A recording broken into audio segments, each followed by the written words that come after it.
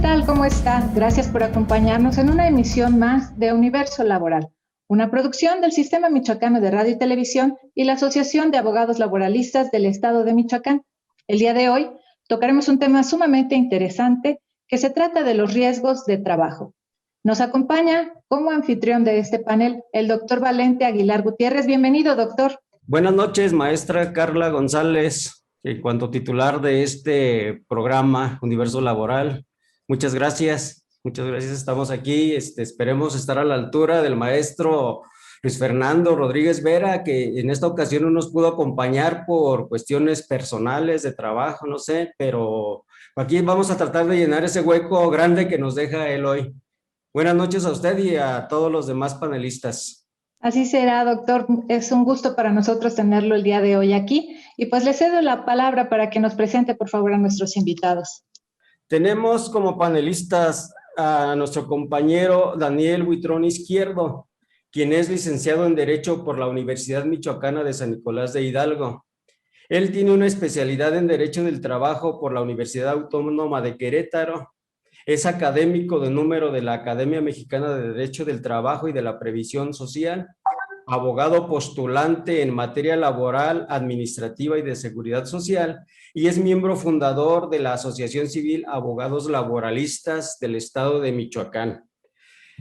Y también nos acompaña el contador público certificado y maestro en impuestos Rigoberto Duarte Ochoa. Él es presidente de la Comisión de Previsión Social del Colegio de Contadores Públicos de Michoacán. Es vicepresidente de la Comisión Regional Centro Occidente en el bienio 2020-2021 y socio fundador del despacho Duarte y Asociados SC. Con ellos vamos a abordar, como ya nos lo dijo usted, maestra Carla, el tema de los riesgos de trabajo. Como ya también atinadamente nos lo dijo, es un tema muy importante.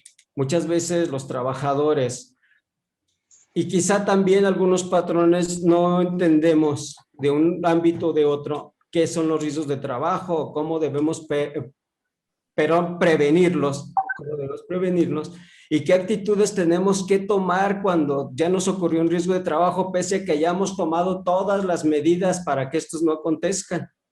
El día de hoy, con nuestro especialista, el licenciado Daniel, y no menos especialista en el tema, el contador público Rigoberto, se abordarán estos temas. Yo a manera de introducción, solamente como información, más que nada para los trabajadores, decirles que estos riesgos de trabajo efectivamente se toman en cuenta cuando acontecen en la propia fuente de trabajo, pero también cuando estos ocurren de nuestro domicilio, cuando nos trasladamos del domicilio a nuestro centro de trabajo, o cuando nos retiramos de este a nuestro domicilio, en el transcurso de uno a otro, también se consideran riesgos de trabajo. Quizá nuestros especialistas van a abundar en ellos, pero si no, pues por ahí dejamos el tema. Y dicho lo anterior, vamos a otorgarle el uso de la voz al licenciado Daniel Huitrón Izquierdo, quien nos va a empezar a hablar qué son los riesgos de trabajo.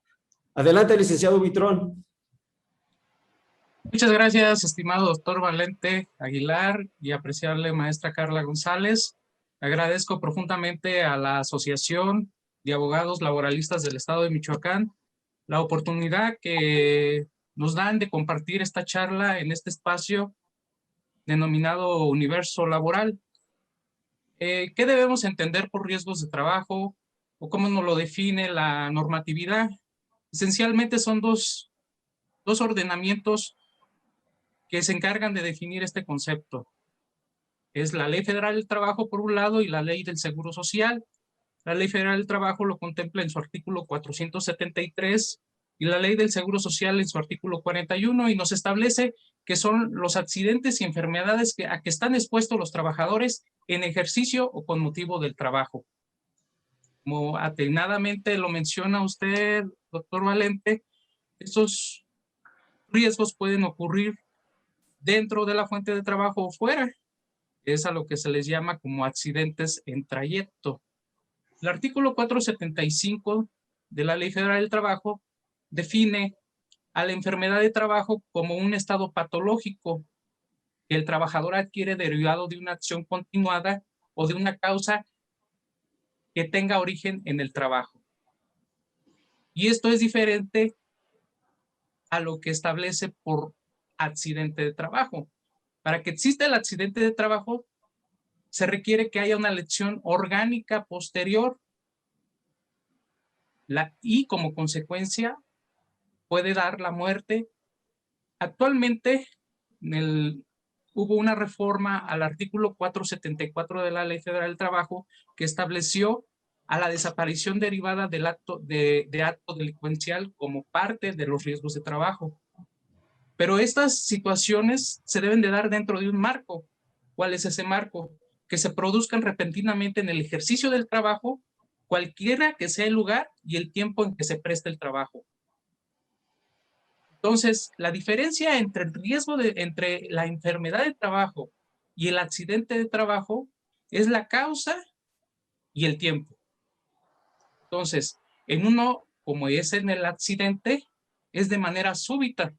Y en la enfermedad es la exposición prolongada que pudiera ser a sustancias químicas o a agentes de tipo dañino para la salud. Entonces, esta exposición continua da producto a que se califiquen las enfermedades de trabajo. El artículo 477 establece que los riesgos de la Ley Federal del Trabajo establece cuándo los riesgos se realizan o pueden producirse. ¿Cuáles son las consecuencias? Y las consecuencias son que nos dan una incapacidad, se dan como una incapacidad temporal, se dan como una incapacidad permanente parcial y una incapacidad permanente total, que son consecuencias que se tienen, o la muerte. Y como les dije, la desaparición forzosa actualmente que se tiene de la reforma del 2019, se incluyó, en el 2018, se incluyó esta fracción, que es la cuarta de ese artículo que establece precisamente, ¿por qué? Porque antes se quedaban desamparadas las personas en este sentido. Iban a trabajar a lugares alejados, donde hay alta criminalidad, y entonces, pues derivado a ese trabajo, los desaparecían. Y entonces en el momento de tratar de cobrar esas prestaciones o cobrar las prestaciones o las indemnizaciones que por este tipo de incapacidades se otorgan al seguro, se otorgan vía el seguro social o vía el patrón directo, ya después lo abordaremos, cuando entra el patrón a responder estas prestaciones o cuando entra el seguro social, ¿verdad? Pero entonces quedaban en desamparo y al grado de que no se les pagaba este tipo de indemnizaciones o prestaciones a que dan lugar este tipo de incapacidades o estados derivados de los riesgos de trabajo. Muchas gracias, licenciado Daniel Buitrón Izquierdo, muy enriquecedora su participación, ya nos abundó por ahí también en los accidentes en trayecto, los que son dentro de la fuente del trabajo. Enseguida vamos a tener la participación del maestro en impuestos Rigoberto Duarte de Ochoa con su tema, con su participación sobre el tema, pero antes vamos a ir a una pausa. Maestra Carla González. Antes de irnos a la pausa, quiero recordarle nuestras redes sociales, Abogados Laboralistas del Estado de Michoacán en Facebook. No tardamos, no se vayan.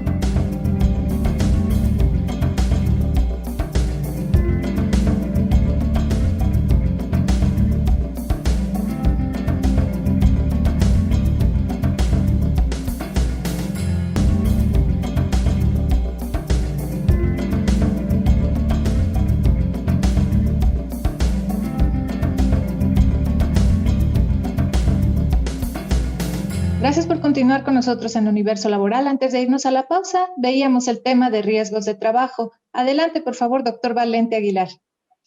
Sí, antes de la pausa había presentado al maestro en impuestos Rigoberto Duarte Ochoa, quien nos va a disertar ahora sobre el tema de los riesgos de trabajo. Maestro, adelante, por favor. Gracias, doctor Valente, por la invitación. Retomando el tema que nos comenta el maestro Daniel, es importante recordarle que la ley del Seguro Social maneja específicamente qué se entiende por enfermedad general, enfermedad de trabajo y accidente de trabajo. Quiero comentarles que la ley es muy clara en este sentido para poder determinar si realmente tuvo implicación las empresas para que se dieran estas enfermedades o este accidente de trabajo. ¿Qué es lo que sucede aquí? Que los trabajadores, cuando llegan a las empresas, deben de tener todos los cuidados posibles para seguir todos los lineamientos que se dictan en la propia. De esta manera, los trabajadores deben de tener mucho cuidado de qué es lo que se les está designando hacer dentro de la empresa y cómo deben de actuar en ciertos casos de riesgos. De tal forma que cuando un trabajador tiene un accidente de trabajo, lo que debe de hacer inmediatamente es reportárselo a su jefe superior. De esta manera él se da por enterado y remite al trabajador al Seguro Social. Si es necesario, se pide una ambulancia para que sea atendido. Después de esto, el trabajador asiste a la institución para ser atendido y a su vez, después de que lo atienden, le dan a él un documento para que narre qué fue lo que sucedió.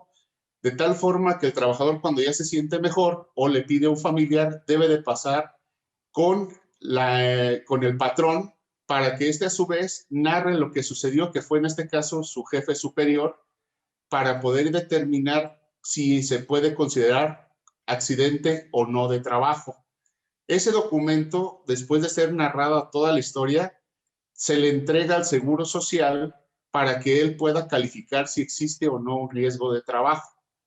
Este documento es muy importante porque de ahí inicia la historia si se va a considerar como un riesgo de trabajo o una enfermedad general. Debo de aclararles esto porque es muy importante. Si un trabajador se encontraba fuera del espacio donde debería estar trabajando, no se considera riesgo de trabajo. Porque es importante, primero que nada, que el Seguro Social nos reconozca que fue un accidente de trabajo, porque de ahí va a depender que le paguen el 100% de su salario. Si se considera enfermedad general, solo le van a pagar el 60%. Entonces el impacto en el bolsillo para el trabajador es agresivo. Por esta razón, sí es muy importante que se tomen en cuenta lo que está narrando el trabajador. Muchas empresas tienen la costumbre de tomar al trabajador y enviarlo a un hospital o a una clínica privada para que no les cuente, porque al final del día, después de que se califique este riesgo de trabajo, le puede traer un porcentaje más alto para el pago del Seguro Social. Ese riesgo de trabajo se puede aumentar hasta un 1% por año, pero si tengo muchos trabajadores y en las cuotas que yo pago al seguro, se me pueden ver incrementadas en un 1% para el siguiente ejercicio. Yo creo que por el momento esa es mi aportación. Les dejo los micrófonos. Gracias. Ya usted nos abundó un poquito en qué es lo que se debe hacer cuando ocurre un riesgo de trabajo o en este caso si es presuntivamente una enfermedad de trabajo o una enfermedad general. Vamos ahorita aquí a improvisar un poquito porque era uno de los cuestionamientos que yo les tenía a posteriori. Pero ya que usted nos abundó sobre ese tema, quiero preguntarle o quiero decirle al licenciado Daniel Huitrón, él que nos puede aportar en relación a eso. ¿Qué es lo que hay que hacer cuando ya ocurrió ese riesgo de trabajo? Así como lo manejaba el maestro en impuestos, ya nos ocurrió el accidente, perdón. ¿Ahora qué hacemos? Aquí, maestro Valente, efectivamente, en relación a lo que establece el maestro Rogelio, ya una vez que los riesgos laborales se producen, trae diferentes consecuencias. Una de las más importantes es las que nos marca precisamente la Ley Federal del Trabajo, al primero tener que determinar si el patrón está dado de alta en el Seguro Social o no, porque de allí deriva mucho la responsabilidad que se va a tener. Si el patrón está dado de alta en el Seguro Social como patrón, desde luego, las obligaciones se van a ver subrogadas, es decir, no le va a tocar a él pagar de manera directa las prestaciones que se generen derivadas al riesgo que se haya presentado. Hay que recordar que los riesgos traen como consecuencia el pago de diversas prestaciones. ¿Qué tipo de prestaciones se deben de otorgar? Aquí la Ley Federal del Trabajo, en su artículo 487, nos establece que se deben pagar, así como también la Ley del Seguro Social, esto es concordante, que se debe de otorgar asistencia médica y quirúrgica, rehabilitación, hospitalización, cuando así lo requiera el trabajador, medicamentos y material de curación. Se debe de otorgar también aparatos y prótesis de ortopedia que el trabajador requiera. Pero otra de las cuestiones, y tal vez una de las más importantes, es la indemnización o fijación de la indemnización a que se refería el maestro Rigoberto. Esto quiere decir cuáles van a ser los montos por el tipo de incapacidad que se tenga.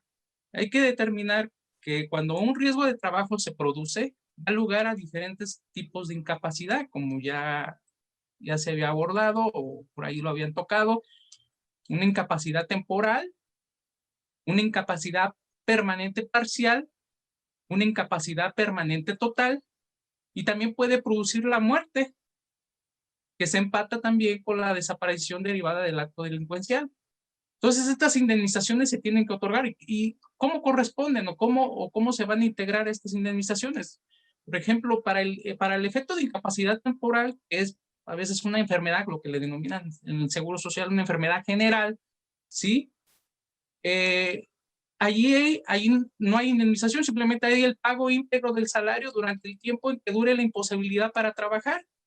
Esa imposibilidad de trabajo, pues generalmente puede ser parcial también o total, que da lugar a una indemnización de 1095 días de salario, algo así como equivalente a 3 años de salario, y las indemnizaciones por muerte, que tiene derecho el trabajador, que es a 2 meses de salario por conceptos de gastos funerarios, y el pago de la cantidad de 5,000 días de salario por el acontecimiento de la muerte.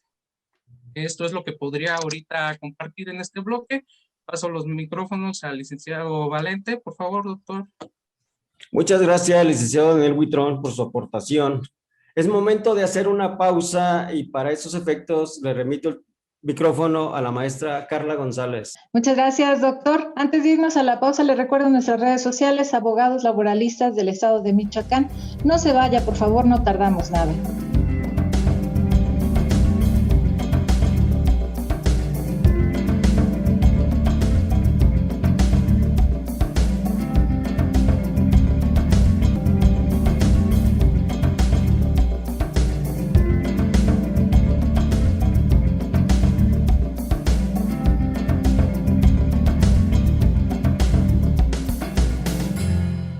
Gracias por continuar con nosotros en Universo Laboral. El día de hoy con un tema sumamente interesante, los riesgos de trabajo. Para dirigir el panel se encuentra con nosotros el doctor Valente Aguilar. Adelante, doctor, por favor. Muchas gracias, maestra Carla. Retomamos un poquito, ya nos dijeron qué son los riesgos de trabajo y qué hay que hacer cuando nos ocurra ese tan mal deseado, no deseado riesgo de trabajo. Ya nos ocurrió, ya nos dijeron nuestros especialistas qué tenemos que hacer. Ahora yo le preguntaría, maestro Rigoberto, ¿qué nos puede decir la normativa que deben llevar las empresas para evitar esos riesgos de trabajo? Es decir, ¿cómo deberán de prevenirlos? Si es tan amable de usted de darnos el enfoque desde la Ley de Seguridad Social, para que después el licenciado Daniel Huitrón nos pueda hablar desde el aspecto de la Ley Federal del Trabajo. Eso y el micrófono, maestro Rigoberto. Gracias nuevamente. Sí, mire, doctor Valente, creo que la parte más importante de qué es lo que debe de hacer un patrón en este sentido es tener dentro de su empresa una comisión de seguridad e higiene, que ésta se encuentra regulada por la parte patronal y de los trabajadores. Hay representantes, se hacen visitas dentro de la propia empresa, se le da seguimiento para ver si hay errores de que se encuentren mal acomodadas algunas cajas, algunos estantes, que no haya el espacio suficiente para caminar, y de esta manera se van viendo los errores que pueden tener, tanto en electricidad, también los contactos son muy importantes. Todo lo que se refiere debe de ser contribuido por parte del trabajador y del patrón para dar esta visita interna en las empresas. Por lo regular se debe de hacer de 2 a 3 veces por año, dependiendo de la infraestructura que tenga esta empresa. De tal forma que esto es compartido, no nada más es de uno. Esta Comisión de Seguridad e Higiene debe de seguir también los protocolos que ya el licenciado Daniel nos va a platicar, que son las normas mexicanas, que como se los comenté en un principio, hablan de la seguridad que debe de tener los trabajadores y cuáles son los requisitos que debe de tener las empresas para prevenir todo lo que se refiere a accidentes de trabajo. Gracias. Licenciado Daniel Buitrón Izquierdo, especialista en Derecho Laboral y Seguridad Social. ¿Qué nos puede decir usted respecto de las medidas de prevención o normativas que deben llevar los patrones en las empresas? Muchas gracias, maestro Valente. La Ley Federal del Trabajo es clara en establecer que los reglamentos e instructivos que se expidan las autoridades laborales se fijarán las medidas para prevenir los riesgos de trabajo y para lograr que el trabajo que se preste sea en condiciones seguras para la vida y para la salud de los trabajadores. Entre los reglamentos que existen o disposiciones que derivan de la reglamentación de esta ley está el Reglamento Federal de Seguridad y Salud en el Trabajo, el cual tiene por objeto establecer disposiciones en materia de seguridad y salud en el trabajo que deberán de observarse en los centros de trabajo a efecto de contar con las condiciones que permitan prevenir esos riesgos. Efectivamente, como lo explicó el maestro Rigoberto, existen obligaciones dentro de este reglamento, que creo que es uno de los fundamentales, porque allí se van a establecer obligaciones a los patrones, por ejemplo, para instalar señalamientos, para aplicar exámenes médicos, permitir inspecciones, capacitar a trabajadores, implementar las mejores a los centros de trabajo, pero también hay obligaciones para los trabajadores. Por ejemplo, las de cumplir las medidas preventivas sugeridas para el patrón, notificar al patrón y a la autoridad competente en algún riesgo o condiciones inseguras, participar en los procesos de capacitación y exámenes médicos de las empresas.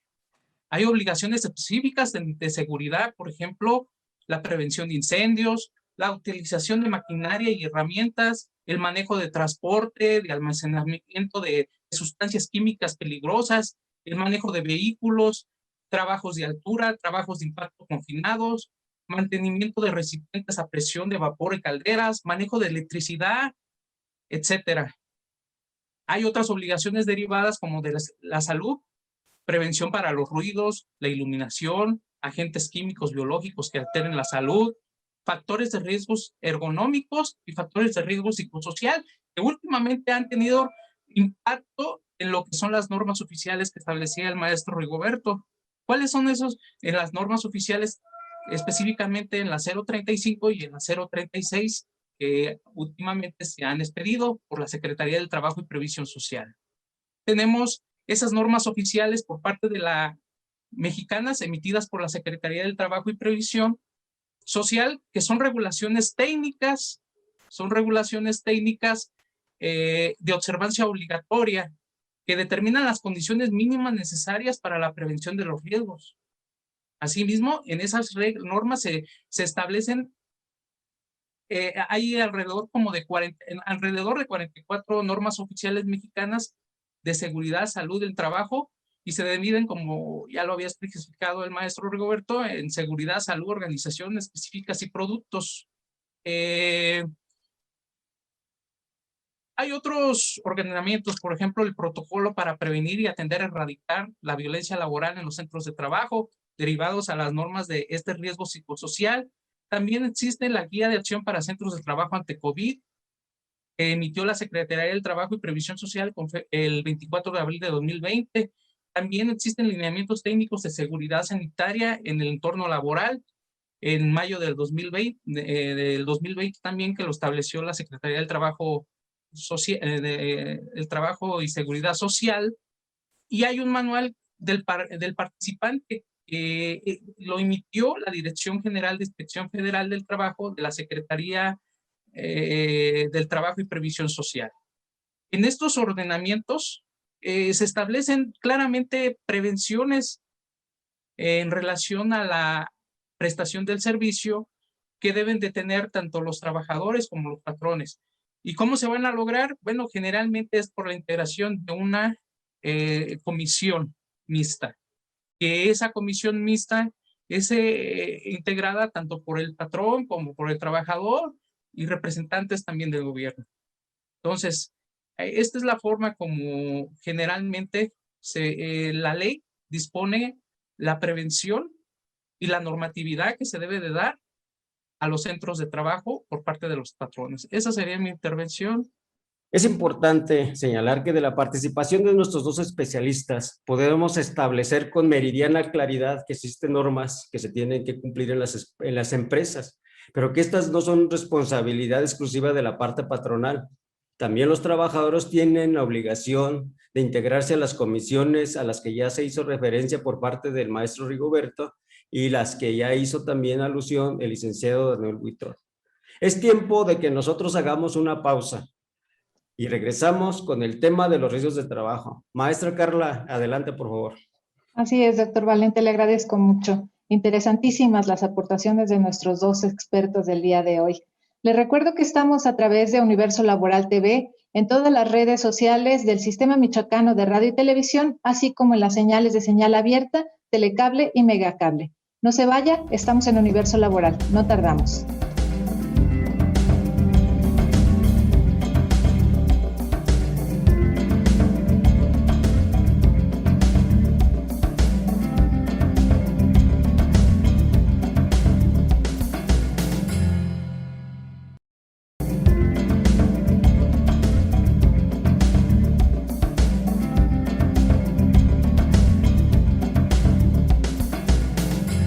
Gracias por continuar con nosotros en Universo Laboral. El día de hoy tenemos el tema riesgos de trabajo.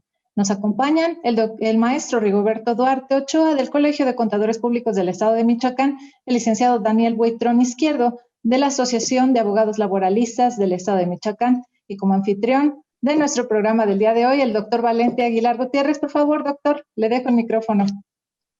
Muchas gracias, maestra Carla. Pues aquí estamos de vuelta en nuestro espacio Universo Laboral.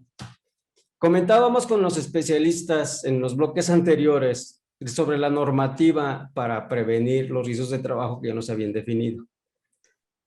Pero en sus intervenciones también hicieron alusión al accidente de trabajo. Por ahí el licenciado Daniel Huitrón nos refería que ese riesgo de trabajo, un accidente que puede concluir con la muerte del trabajador. Y ya nos decían los ambos especialistas, bueno, pues vas a ir a pedir tu indemnización, ya te tocará un porcentaje porque es parcial, ya te tocará uno total porque además así lo establece la ley. Pero les repito, ya nos encontramos con el fatal deceso del trabajador y él no puede ocurrir obviamente a pedir sus indemnizaciones, hacer valer su derecho. Entonces, la pregunta ahora para los especialistas es, ¿qué vamos a hacer cuando ocurre la muerte de ese trabajador? ¿Quién va a ir a reclamar? ¿En dónde? ¿Qué? Nos lo aborda, por favor, desde el punto de vista de la ley del Seguro Social, maestro Rigoberto, y el licenciado Daniel Huitrón, después desde el punto de vista de la Ley del Trabajo. Sí, el micrófono es suyo, maestro Rigoberto. Perdón. Sí, con mucho gusto, doctor. Mira, en este sentido, cuando sucede la muerte de un trabajador, en primera instancia, pues qué triste, ¿no? Se tiene que determinar si fue por un accidente de trabajo, cómo lo califica el propio Seguro Social, de acuerdo a la ley. Tiene peritos especializados en el Instituto Mexicano del Seguro Social y determinan si fue a consecuencia de su trabajo o no. Quiero recordar nada más que tal vez lo va a tocar más tarde el licenciado Daniel, que cuando sucede un accidente de trabajo o la muerte de un trabajador, se tiene 72 horas para avisarle a la Secretaría del Trabajo y Previsión Social. Ahora se puede hacer vía electrónica. De alguna manera tenemos que avisar a ellos independientemente de todo dentro de las primeras 72 horas, porque eso también nos causa una multa y nos da el antecedente que no cumplimos en tiempo y forma.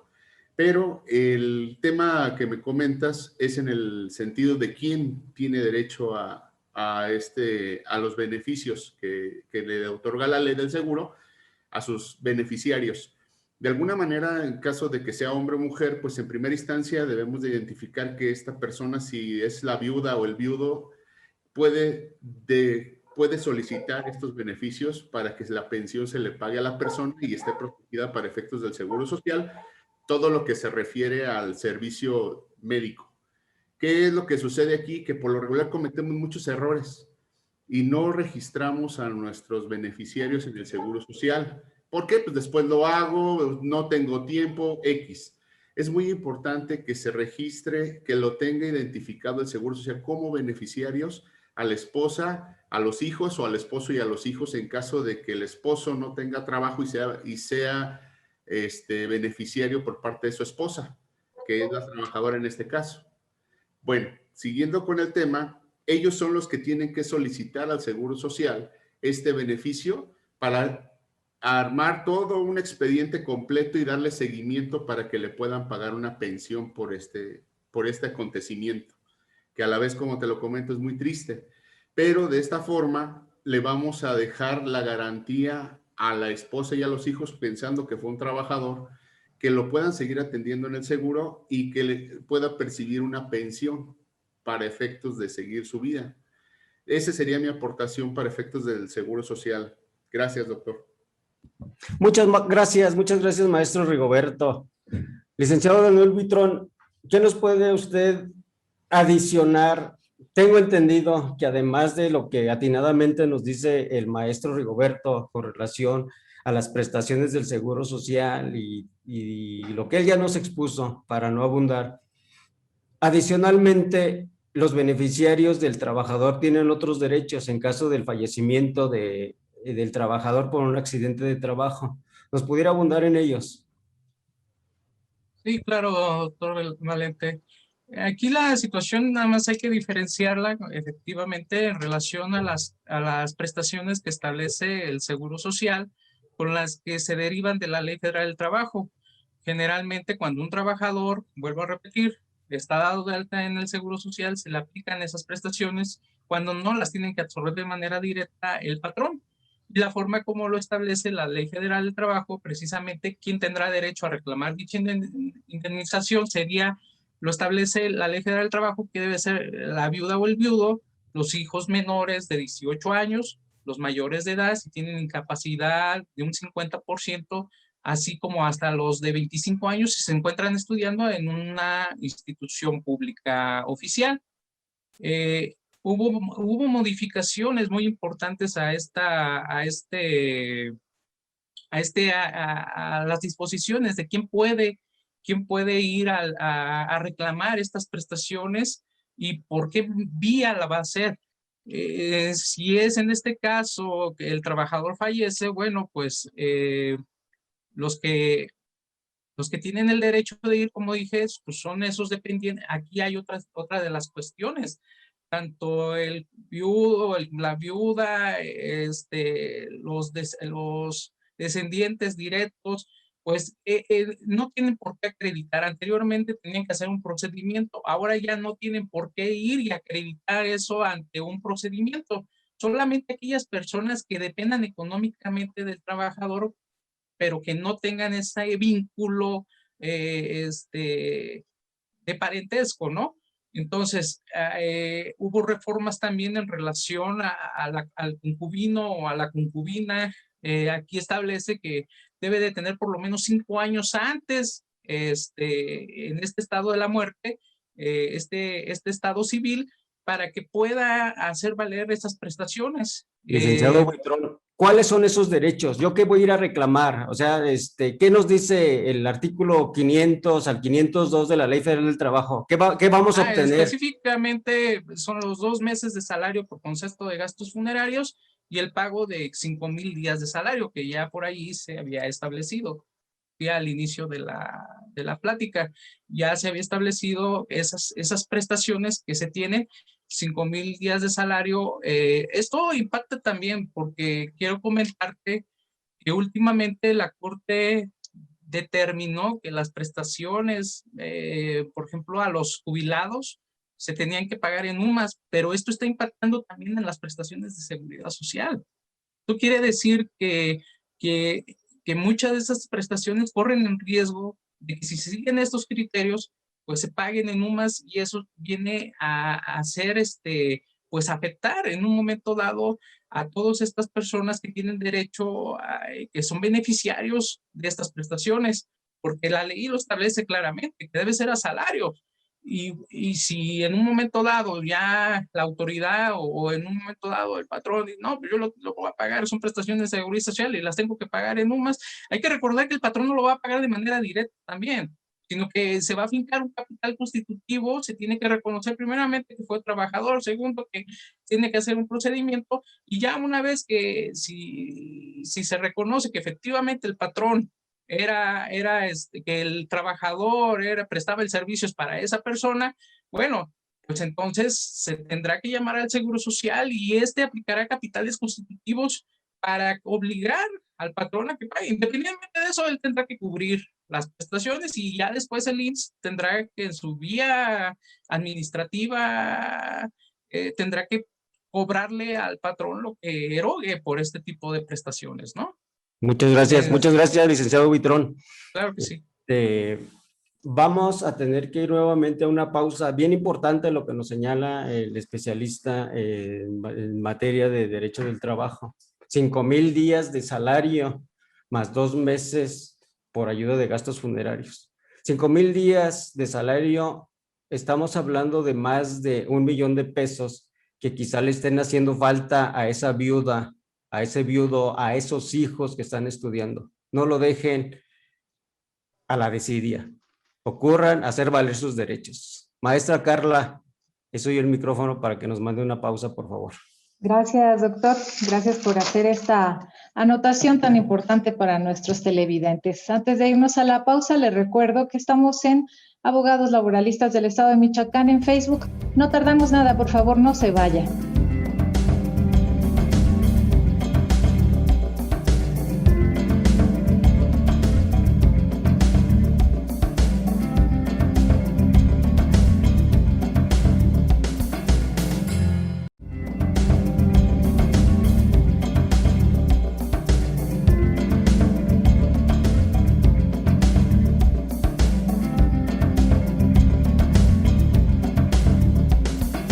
Gracias por continuar con nosotros en Universo Laboral. Estamos tratando los riesgos de trabajo y para ello nos está dirigiendo el panel el doctor Valente Aguilar. Adelante, doctor, por favor. Nuestros especialistas ya nos han comentado varios tópicos. Queremos retomar un poquito el último, que era la muerte del trabajador. Pero también me voy a brincar a lo mejor otro poquito, aunque no haya fallecido el trabajador y un riesgo. Y la pregunta ahora para nuestros especialistas sería, ¿qué procedimiento voy a hacer? Ya sea como trabajador afectado o como presunto beneficiario de este. Maestro Rigoberto, ¿a dónde tengo que ir en el Seguro Social a hacer los trámites? Pues licenciado Daniel, ¿ante qué autoridad tengo que ir y qué tipo de trámite tengo que hacer? Y abusando un poquito de ellos, porque ya es nuestro último bloque del programa, a ver si nos pudieran comentar un poquito el COVID-19, la pandemia, los que nos traen ahorita preocupados. ¿Es un riesgo de trabajo? ¿Pudiera catalogarse un riesgo de trabajo? Adelante, maestro Rigoberto. Perdón, gracias, doctor. Mira, en primera instancia, para poder hacer válido la pensión que se le tiene que otorgar a los beneficiarios, considerando que cumplió el requisito de que son beneficiarios, en primera instancia, en medicina del trabajo les entregan un documento en donde se encuentra el dictamen de que se considera un accidente de trabajo y tiene que ir al departamento de indemnizaciones y prestaciones para que les puedan correr el trámite para poder solicitarle la pensión. Por lo regular, dependiendo de cómo encuentres la saturación, se pueden llegar desde 15 días hasta 60 días para poder liberar esta pensión. De alguna manera le solicitan a la persona que en el documento que se llena, que les otorguen una cuenta bancaria con su cuenta clave, con el nombre de los beneficiarios, y estos se encuentran previamente autorizados por el propio seguro. Después de eso, ellos van a estar en contacto con la persona para solicitarle si hay algo que les haga falta o que haya alguna duda con los beneficiarios. De ese punto, yo considero que el procedimiento se llevaría directamente en el Seguro Social. Ellos les van dando la pauta de cómo y qué les haría falta a estas personas. En la pregunta número 2 que me haces para efecto del COVID-19, sí se determinó por el H Consejo Técnico que se reconoce la enfermedad del COVID-19 como enfermedad de trabajo, pero quiero que quede muy claro, hay ciertas empresas que sí se encuentran dentro de este parámetro. Por ejemplo, en los que trabajan en hospitales, en las funerarias, donde creman cuerpos, están en contacto directo con este tipo de enfermedades.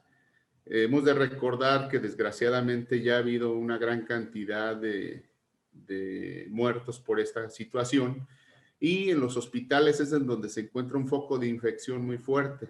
En el anfiteatro donde se encuentran todos los cadáveres, pues de alguna manera siguen expidiendo esta enfermedad. De tal forma que sí se considera como una enfermedad de trabajo y tiene derecho al 100%. En las empresas también se está considerando que el COVID-19 puede considerarse también una enfermedad de trabajo, pero quiero aclarar que es muy complicado para el Seguro Social que se pueda determinar que se infectó dentro de la empresa. Por tal motivo, las empresas que sí tienen contacto con esta enfermedad sí están prácticamente en el ambiente de ser contagiados, pero las demás empresas es muy complicado que el propio Seguro Social con sus peritos puedan demostrar que se infectaron en la empresa. Acordémonos que también el trayecto, se suben a un camión, una combi, un taxi, puede suceder que la infección se diera allí. Pero, ¿qué es lo que sucede? ¿Por qué la importancia de si eso no es? Sucede que, como lo comenté en un principio, nos cuesta a las empresas pagar un porcentaje más alto en el riesgo. De tal forma que cedo las palabras al licenciado Daniel para que concluya. Gracias. Efectivamente, como lo establece el contador Roger, ya una vez que el trabajador, perdón, que el beneficiario haya sido reconocido por la autoridad, recordemos que esta fue una de las reformas del 2019, y ya los que tienen un reconocido un parentesco consanguíneo directo ya no tienen que hacer un procedimiento para acreditar la dependencia económica, sino que directamente pueden hacerlo ante la Junta Local de Conciliación y Arbitraje. O bien, previamente, si no tienen ese parentesco, tienen que primeramente acreditar ser dependientes económicos, ¿sí? Y deben de hacer ese procedimiento a través de un procedimiento paraprocesal establecido en el artículo 982 y 990 de la Ley Federal del Trabajo, ¿sí?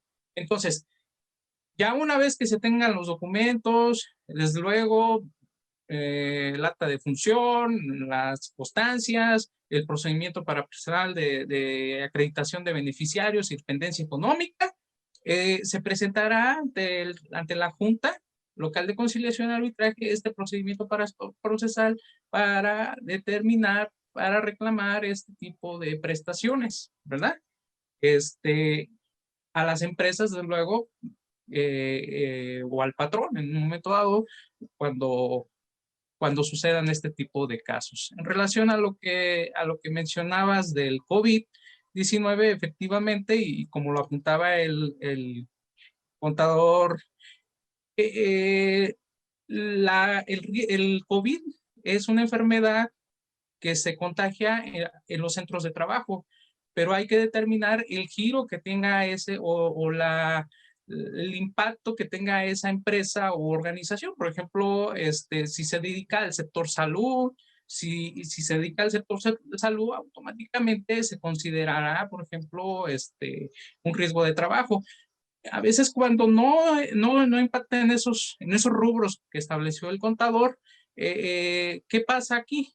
Lo que pasa es que se requiere que si se acredita que la empresa no siguió estos protocolos que indicamos en un inicio de esta plática, si la empresa omitió estas medidas sanitarias, entonces sí se puede establecer válidamente que se califique, pero de facto, pues, el IMSS no lo va a hacer así por buena gente. Tendrá que ir a un juicio y promover precisamente este reconocimiento de este riesgo, esta calificación de este riesgo, cuando el Seguro Social no se lo haga. Claro, licenciado Huitrón, odio hacer esto, pero el tiempo se nos agotó. Claro, el tiempo en televisión es fatal, se nos agotó. Ojalá que pudiéramos tener nuevamente en un futuro ambos panelistas que son excelentes, que nos han disertado de una manera excepcional. Darles las gracias a ambos por ser parte de Universo Laboral. Y pues, como lo dije, el tiempo se nos agotó. Maestra Carla, solamente les doy el micrófono para que nos despida. Buenas noches a todos. Gracias por estar con nosotros. Muchas gracias, doctor Valente. Antes de despedirnos, quiero agradecerle que haya estado nuevamente con nosotros al maestro Rigoberto Duarte del Colegio de Contadores Públicos del Estado de Michoacán. Gracias por sus finas aportaciones. Licenciado Daniel Huitrón, gracias por estar con nosotros en la parte experta de abogados laboralistas del Estado de Michoacán. Y a usted, querido televidente, lo esperamos el próximo miércoles a las 9 de la noche o en nuestra repetición los sábados a las 4:30 de la tarde. No lo olvide, Universo Laboral es un programa que se produce gracias al Sistema Michoacano de Radio y Televisión y abogados laboralistas del Estado de Michoacán y que lleva hasta su hogar los temas más relevantes del universo laboral. Hasta la próxima.